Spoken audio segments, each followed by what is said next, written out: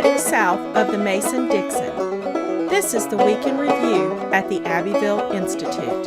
Here is your host, Brian McClanahan. Welcome back to the Week in Review at the Abbeville Institute. This is your host, Brian McClanahan, and this is episode 247, covering the week of February 1st through February 5th, 2021. Glad to have you back in the program. Very glad to be here. Don't forget to follow us on Twitter, like our Facebook page, and subscribe to our YouTube page. You can find all those social media accounts at our webpage, abbevilleinstitute.org. That's ABBEVILLE, institute.org. While you're there, give us an email address. We'll give you a free ebook, Exploring the Southern Tradition. It's a great book, 20 essays by 20 Abbeville Institute scholars on the Southern tradition. Also, you can give us a donation while you're there. Just click on that support tab. We do appreciate your tax-deductible donation. So if you like what we do, if you like our podcast, if you like our website, our conferences, all of our programs, anything that you like that we do, we exist on your generous contributions alone. So please consider a tax-deductible donation to the Institute. Also, we have our new Abbeville Academy. If you go to abbevilleacademy.org, abbevilleacademy.org, we have 2 classes available for purchase there. They are replays of our Zoom conferences. So 2 classes there. One on Was the War About Slavery? The other on the problem with Lincoln.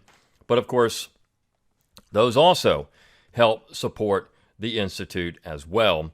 And we do have another Zoom conference coming up. We have not put it out there yet, but it will be the last week of February. I believe it is February 24th is the tentative date. That will be with Marshall DeRosa on the Confederate Constitution. So keep a lookout in your email. If you've given us an email address, you get emails from us. So keep a lookout in your email for that particular event, because we only have 100 seats, and they go fast. We usually sell out within about 24 hours. So you're going to want to get in on this conference. Again, February 24th is a tentative date. Marshall DeRosa. It will be a good time. So that's just 3 weeks away or so. And so be looking again for that. Also, download our free mobile app. Just go to your app store, whether it's in Google or Apple, and look for Abbeville Institute. And of course, then you can download our app, gets you the Abbeville Institute on the go, our lectures, our podcasts, all that great stuff. And as always, please share it around on social media. Make sure that you're rating this podcast wherever you get podcasts. Click on that shop tab while you're at Abbeville Institute. Get your Abbeville Institute apparel. That's a great way to support the Institute as well. And also advertise the Institute. So there's lots of great ways to ensure that you let people know you like what we do and you're interested in exploring what is true and valuable in the Southern tradition. Okay, let's talk about the material for this week. And generally the theme this week was a reflection. What can be done in our current situation? 2 of the pieces, the piece on Wednesday and the piece on Friday, dealt with that explicitly. What can we do in 2021 to try to push back against what seems like an insurmountable tidal wave coming at us, anti-Southern sentiment? It's everywhere. There was a terrible article in the Politico about Grant, what he should do, and it was all the South's fault. If you look at the 1776 Commission report, it's all the South. John C. Calhoun is the entire reason the United States stinks. If we just didn't have the South, we would be this happy land, this happy utopia of people smiling and holding hands, because the South has always been the drag. So this is why when we talk about the Southern tradition, this is one of the hardest things you can do. Because I think anybody that supports the Institute, I know myself and lots of other people I've spoken to, they all believe in it. They believe that the Southern tradition offers something. It offers a counterweight to what's happening in America. But our greatest difficulty, of course, is trying to promote that with the charges of race and racism and hate and everything else that comes out of it, when there's not an individual I know that has any of those, any of that kind of sentiment, particularly hate. I mean, that's such a terrible word for what was happening. I mean, it's a horrible thing to say, because it just doesn't even hold weight. It doesn't even come close to what modern Southerners think about things. And even, when you go back in history, now certainly there are people that did. There are people that did horrible things. No one's going to deny that in the Southern tradition. I've said this before. Every tradition has its thorns. But you don't lop down the entire rose bush because of some thorns on it. You try to admire the roses and just understand there are some things you have to be careful of. And that's the case with the Southern tradition. So this is a hard thing to do. And I think that's something that people struggle with all the time. How do you sell the Southern tradition? How do you have Southern apologetics, in other words? How do you sell the Southern tradition to a population that thinks that the South is the absolute worst section in America? Well, I think some people are saying, look, you don't. You just say, we're just going to go our own way. Now, we tried that before, right? 1861, 1860. The South tried to go its own way, and it was forcibly kept in the Union, so it could be the punching bag, I think, for the North for the next 150 years. Anything that happened, it was all the South's fault. But I want to talk about this idea of reconciliation. Just before I started recording this, there's the leftist political figure Van Jones, who during the Obama administration was actually booted out from one of his positions because he is a hardcore leftist. I mean, the man is very far left. But during the Trump administration, he made some rather conciliatory comments about Donald Trump and working with people across on the other side on some issues where they had common ground for things like, for example, prison reform and some things like that. And the left hates him for this now. They really violently hate him. And I think this is interesting. It's a symbol of the disease that we're now facing in America, and it's an anti-reconciliationist disease. And if you read that, if you go and listen to my podcast, The Brian McClanahan Show, I did an episode on this, the last episode.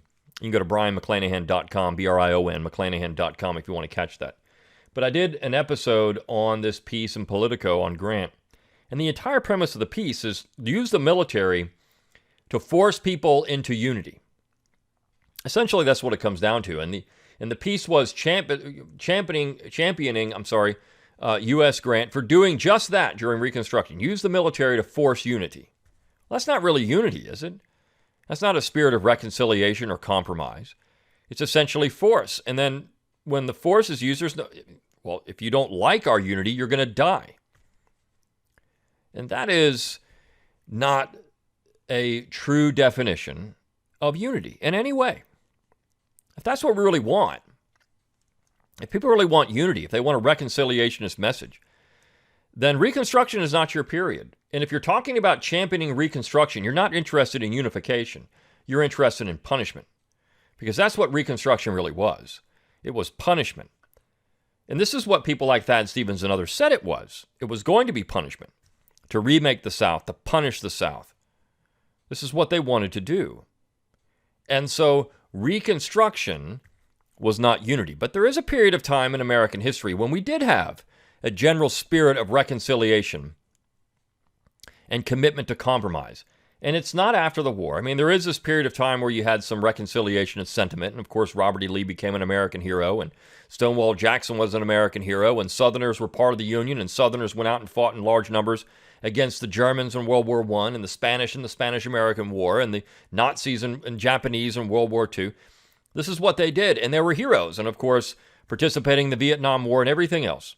There was a lecture we had at one of our summer schools years ago by Medal of Honor winner James Livingston, and he talked about this. He said there's a lot of Northern boys that have the Medal of Honor, but there's a lot of Southern boys that have it too. And Southern boys were doing their part all the time for the United States. In fact, more so, higher percentages of their population going out and fighting for the United States than in any other section of the country. But there was a period of time when reconciliation was important. This idea of unity and union, and it meant compromise. And that's the most important period of time in American history, and it's the founding period. John Adams, for example, presenting George Washington at least proposing that George Washington be the commander of the Continental Army because he was a Virginian. And John Adams didn't care for everything about the South, but he certainly understood that Virginia had to be part of this union. Southerners had to be part of it, or you would not have a union. And you had to compromise with them on things that you didn't see eye to eye with. And Southerners believed the exact same thing. In fact, what's really interesting, if you look at some of the things that Southerners were arguing in this early federal period, it wasn't out of sectionalism. It wasn't because they thought that the Union needed to be for them alone. What they believed was that if you took these issues off the table, for example, navigation laws, what George Mason called navigation laws, which were essentially protective tariffs. If you took those off the table, you would not have any economic conflict because it would be a level playing field for all. The North would not benefit unequally from the Union. The South would not benefit unequally from the Union. Everyone would have an opportunity. Because all these things, all it came down to was welfare for one section over another. You see, New England nationalism was, in fact, New England sectionalism. It's all it was. Southerners were interested in a real union. This is one thing you can say about Calhoun over and over again. He wanted a union that, as he said, benefited and burdened all equally. It wasn't one that promoted one section over the other. John Taylor of Caroline said much of the same thing. He wanted to ensure that the Union benefited and burdened all equally. He didn't use those words, but this is exactly what he wanted. This is the Southern position, to have a union for all the states. If you look at the argument, we'll just take the issue of, when you say why slavery is important in the antebellum period, well, it's important because of the extension of slavery in the territories. And the Southern position was that if you prohibited the South or Southerners from bringing their slaves in the territories, you were prohibiting one section of the country from benefiting from the Western territories at the expense of the other, who, of course, did not have slaves. They could go in and fill up these areas, and they would benefit from the common property of the United States, whereas one people could not benefit from the common property of the United States. You see, it all comes down to this belief in unity. If you look at the Constitution, you look at Northerners, and I'm just going to focus on Northerners. One thing that Mel Bradford often did, he talked a lot about Northerners, because they're the peculiar other in America, really, when it comes down to it. Northerners are the ones that are creating all the problems most of the time because of their views on this or that, or their type of cultural imperialism. But you look at Northerners and what they were saying in places like Pennsylvania and New York and Massachusetts and Connecticut. They talked about slavery in the period leading up to the ratification of the Constitution. And some people were not very happy with the fact that there was going to be a union with slave owners. But when you look at what the leaders of these areas were saying, for example, Archibald McLean, who was from Pennsylvania, who's actually, it's interesting, his grandson was an admiral in the Confederate States Navy, but McLean was from Pennsylvania, an ardent Pennsylvanian, but a real states' writer. But he was pushing for the Constitution, pretty early on. And McLean talked about slavery. He said, look, we all know it's there. We all know we don't like it. We despise it, in fact. But you know what? I'm not going to destroy the Union over a situation that can be abolished in time. It can go away in time. It's not something we have to do right now. James Wilson of Pennsylvania said much of the same thing. Look, we understand we have this situation that we're not happy with. And I am as much against slavery as any man. But we need the Union, and it's more important to compromise than to do anything else. Now, of course, nobody looks at this now and would say, we want to compromise on slavery, because now we understand, and we look at it and say, well, it's good that institution is gone. It's good for America. It's good for everybody overall. It's a benefit to not have it around and to be rid of it. And a lot of Southerners had that position too. But regardless, the spirit of compromise is gone.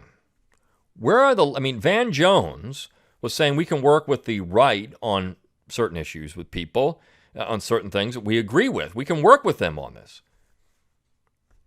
That spirit of reconciliation and compromise doesn't exist for much of the left and the right either. But that's not what the Southern tradition can teach us. The Southern tradition is a much more union-oriented tradition. Let's have a union that only has certain defined things it can do, and that way you avoid all this conflict. If you can't do that, then you just need to get out of it. Avoiding the conflict was more important than getting involved in the conflict in the first place. And if you think this is something that, this vitriol that certain segment of the population has, or about half the population has against the other half, well, you're not paying attention to American history and how bad this has been. The first piece of the week was on John Taylor of Caroline. John Tyler. I'm typing John Taylor on the main. It was John Tyler, President John Tyler, a president without a party. John Tyler was an ardent Federalist with a lowercase f. He voted against Andrew Jackson's Forts Bill. In fact, gave a very great speech against it in the Senate. Was told that this was going to destroy his political career. It didn't, but that's what he was told. He made the speech anyways. He was put on the 1840 ticket as vice president, and then William Henry Harrison died after a month in office. Tyler was home playing marbles at his plantation. He's called to Washington, D.C., and he begins to serve as president. There was a lot of discussion about whether John Tyler should even be allowed to stay as president, if they should have another election. I mean, what they were going to do, if the cabinet was going to run the government. And Tyler said, no, I'm president. This is how it's going to work. But Tyler was a reconciliationist. I mean, here he is trying to forge a coalition of people north and south that believed in the original federal compact. He was vetoing legislation by the Whigs because he thought it was unconstitutional, because it would benefit one section and burden the other unequally. He did not necessarily think a Bank of the United States was a bad idea. He just didn't like the way it was set up. John Tyler was a reconciliationist. John Tyler believed in the original Constitution. He was able to secure the acquisition of Texas, whereas Northerners said, we're not going to do that because that'll help the South. But, I mean, this is the sad thing about all this. You know, where is the spirit of reconciliation in 1841 or 1842 or 1843 or 44? It's not there. It's not there in 1850. Even though we had the Compromise of 1850, it was very much opposed. Wasn't there in 1860 and 61. It's not there in 2021. It wasn't there at other time periods in the United States either. But this idea of reconciliation certainly is an American tradition. There have been exceptions to the rule, which is why, you know, historians have called the 1850s generation the blundering generation, because they could have done better to compromise. They could have done better to keep the Union together. It just didn't work out.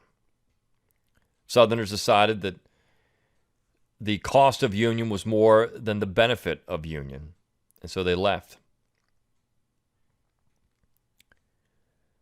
And in that actually bridges us into some of the other pieces this week. What is Southern conservatism? Where do we go from here? How do we wrestle with these issues of the 21st century? I like John Devaney's piece, where he says, look, I mean, what you have to do is take care of your family first. This is something I preach all the time in my own podcast, Think Locally, Act Locally. Take care of your family first, then worry about your community, your city and your community, then worry about your state, and then the general government, because the general government is so far gone. What are you going to do about it? There's no building coalitions with people on common ground. I mean, a lot of Southerners are interested in protecting the environment, for example, but they don't want to do it the way the left does. They're interested in environmentalism. They're interested in agrarian issues. They're interested in small farms, and they're interested in doing things to protect nature for their patrimony. They want to ensure that there's clean air and clean water and clean rivers, renewable resources, sustainable food sources. I mean, these are things that Southerners all over the place are interested in. Small farms, small communities. They want that. What they don't want is the general government coming in and the bureaucracy and the regulations and everything else destroying livelihoods. There is a supporter of the Institute that I know, and he works in agriculture, and says all the time, if they would just let us farm, just let us get out of the way and just let us farm, we could do some things. And of course, the general government never does that. Jimmy Carter's book, An Hour Before Daylight, talks a lot about how his father despised the Roosevelt administration because during the New Deal, when they went in and made them slaughter hogs and destroy tomatoes and all kinds of things, how this was bad. Here we have a Plains, Georgia farmer railing against federal intervention in agriculture.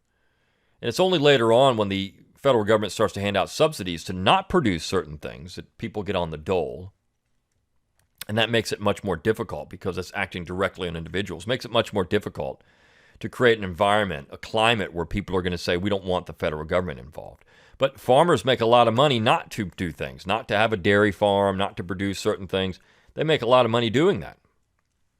Or subsidies to produce corn, for example, so you can have ethanol in your gasoline. So Southerners are interested in these issues. They're interested in banking reform. Many Southerners are interested. I mean, the Southern tradition is built on trying to resist a fusion of banking, finance, and government.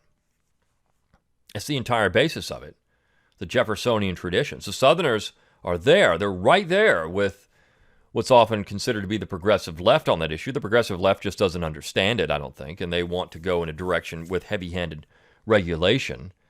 And Southerners just say, look, just get rid of it all. Just abolish the Fed. Get rid of central banking entirely. You don't want to audit it.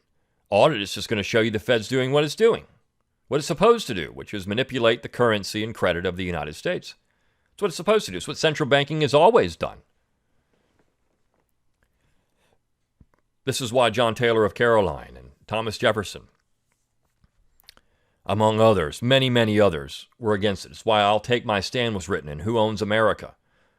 Two great works of the 20th century. And of course, there was a piece by Gracie Olmsted. I'm so sorry for saying these books were good because these guys were racists.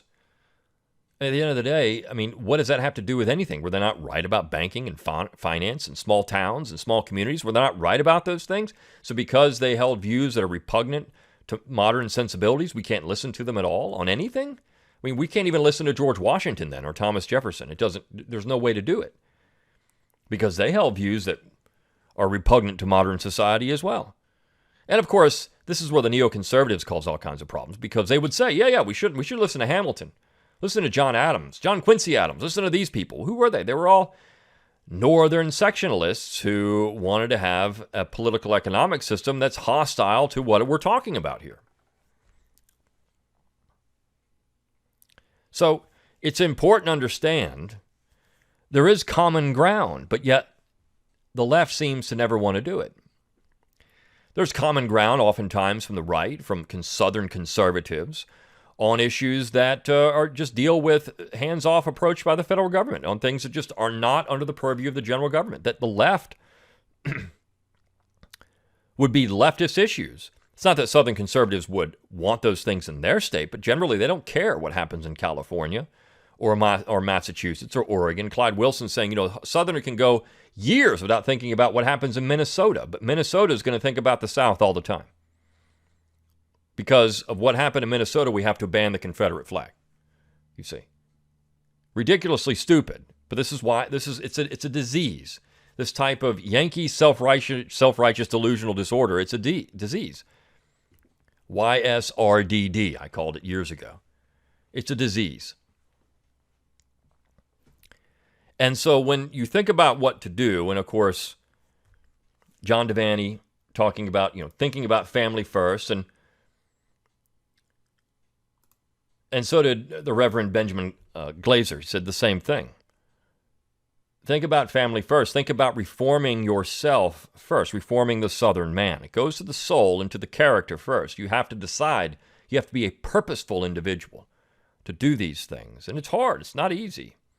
These are hard things to do in modern society all the time. They're hard. Don't have, one of Devaney's things, don't have debt that's not secured. If you're going to have debt, we'll have it for things that are secured, like a house or possibly an automobile, but things that are secured.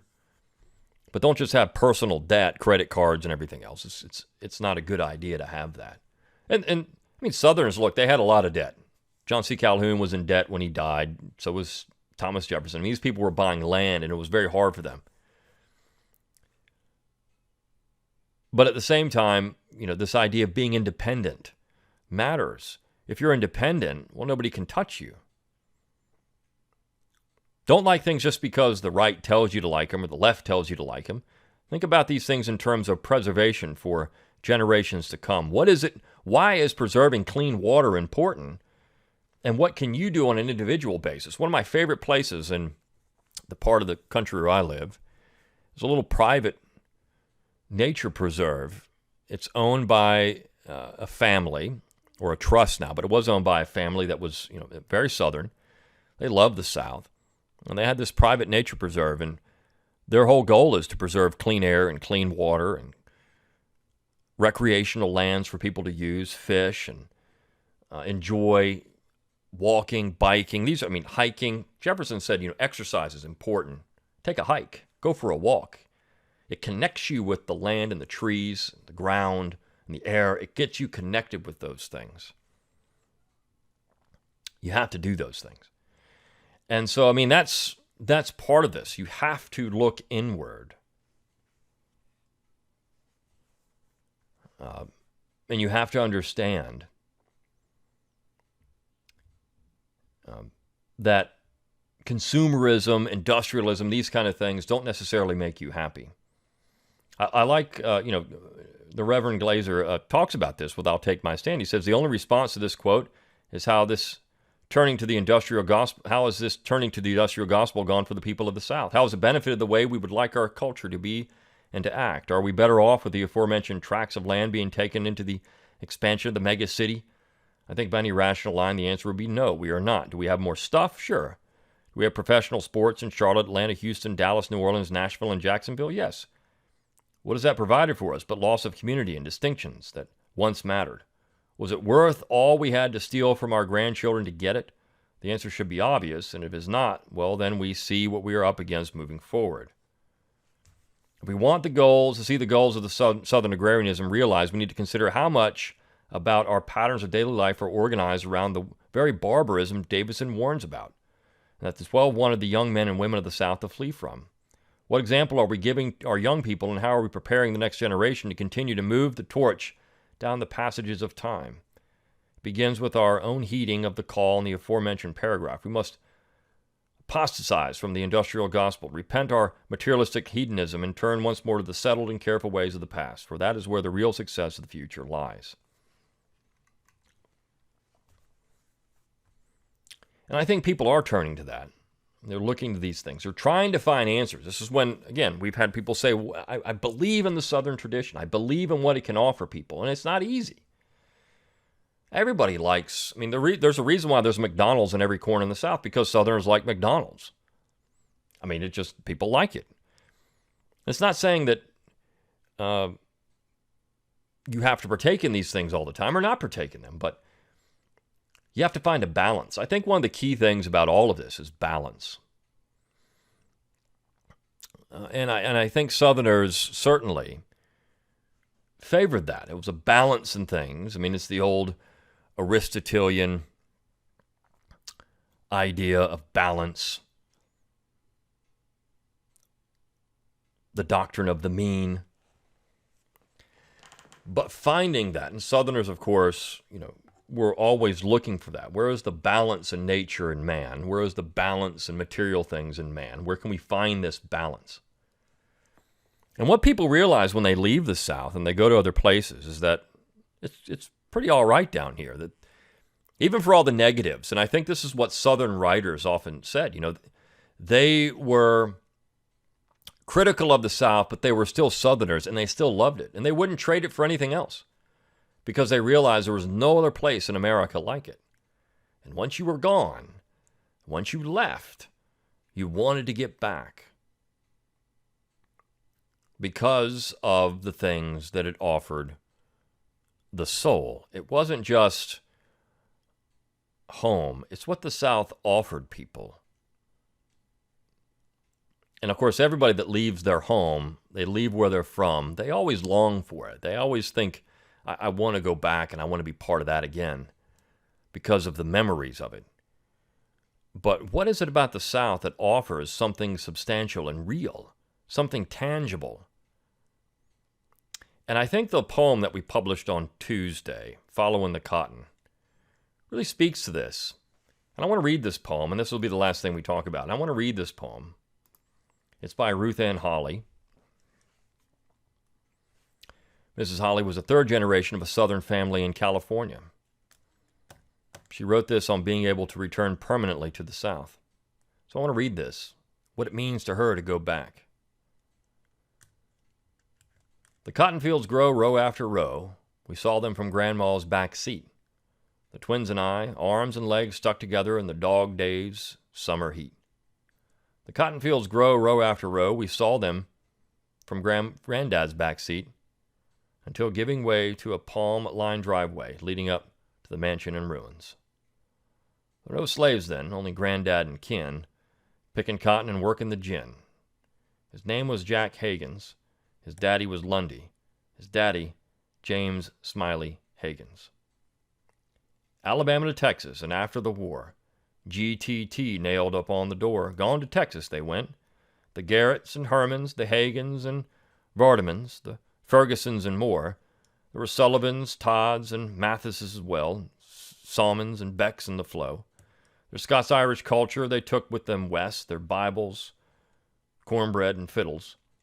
They ate black-eyed peas, hominy grits, and cornbread without any sugar.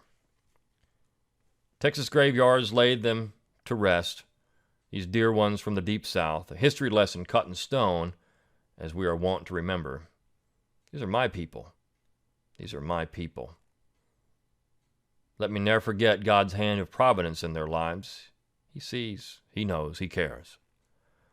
My people were Protestants, Baptists, Methodists, Presbyterians too, and Anglicans to be found. Church of Christ as well, were Grandma House and Granny Harmon. Their faith built new towns. Murphy, Collin Company was one, under suburbs buried now. To the cotton fields of San Joaquin, the Great Depression drove them. They were despised, these Dust Bowl starving, Bible-believing folk. For the South, both her granddads fought, but Grandma never spoke. She learned her lesson well, ne'er be proud of who she really was, a Confederate at heart. But her accent, her food, and her faith gave Grandma in many a way. So they built them their own little colony. Miss Huckabee lived next door, a widow woman afraid to water her lawn, from Oklahoma, you know. On Tyler Street in Doyle County, they gardened and planted their yards. They put up green beans and tomatoes in hundreds of mason jars. They talked with their accents, ate black-eyed peas, and said, "Y'all come back now, you hear?" I do come back, Grandma, often to see you and hear you in my own mind's eye. I'm fixing to do it again, Grandma, as Christmas is here and you're dressing with cornbread and leftover biscuits is fixing to go into the pan. Grandma Hagen's Winningham house. Place. People. That's what it means to be in the South. That's what that tradition brings. And that's why the Southern tradition matters to all of these people. And by what we're doing in America today, and demonizing entire swaths of a population, deplorables, the other half, no compromise, no understanding. This is the Yankee way of doing things in America. It's not the American way of doing things. And those Northerners back in this 18th century that thought of compromise and working with another side, that wasn't Yankee, that was American. Built on the idea that we're Americans. We have much in common. We have much not in common as well, but the common things are important. And that's what the Southern tradition can offer. People, place, an understanding that people need to live and let live. Until next time.